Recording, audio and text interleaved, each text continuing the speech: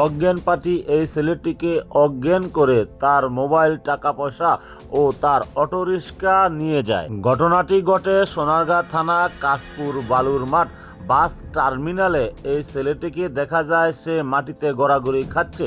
এমতো অবস্থায় হৃদয় নামের এক ছেলে তাকে ওখান থেকে উদ্ধার করে। পরে তাকে মেডিসিনের এক দোকানে নেয় এবং ওখানে রেখে আমাকে কল করে।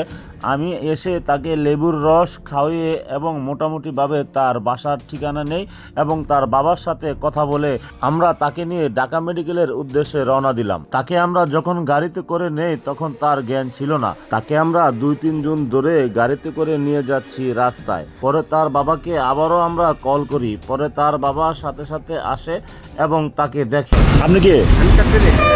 আপনার ছেলেটা? হ্যাঁ,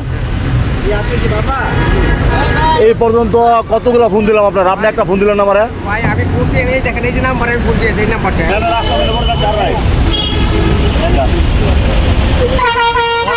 কি গ্যারেজের যে জানাইছেন? জানান নাই? জানান নাই? ওনাকে জানাই দেন, ওনাকে জানাই দেন। ধরেন ধরেন ধরেন।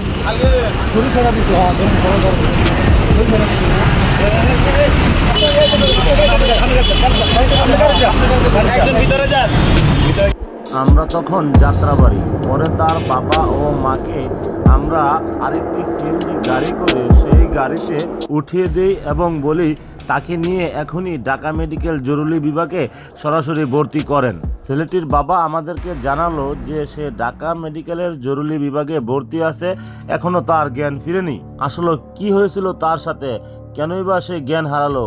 আপনারা ভিডিওটা দেখেন এবং শোনেন এবং সচেতন হন। আমরা যখন তাকে লেবুর রস খাওয়াচ্ছিলাম তখন তার মোটামুটি জ্ঞান ছিল। সে এমতো অবস্থায় আমাদেরকে বলে তাকে একটি চক্র চিটাং রোড স্ট্যান্ড থেকে মিষ্টি কিনে এবং তাকে একটি মিষ্টি খেতে বলে।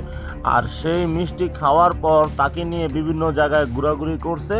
লাস্ট পর্যায়ে কাশপুর এই বালুর মাঠে এনে তাকে গাড়ি থেকে ফেলিয়ে দেয় এবং অটোরিক্সাটি চুরি করে নিয়ে যায়। ছেলেটি এখনও ঢাকা মেডিকেলে অজ্ঞান অবস্থায় আছে। ছেলেটির বাবা ওখান থেকে আমাকে ফোন করে এবং বলে তার এখনও জ্ঞান ফিরে নেই। এই ভিডিওটি ছাড়ার উদ্দেশ্য একটাই, আপনারা যারা সিএনজি অটোরিক্সা চালান তারা আপনারা সাবধানে থাকবেন।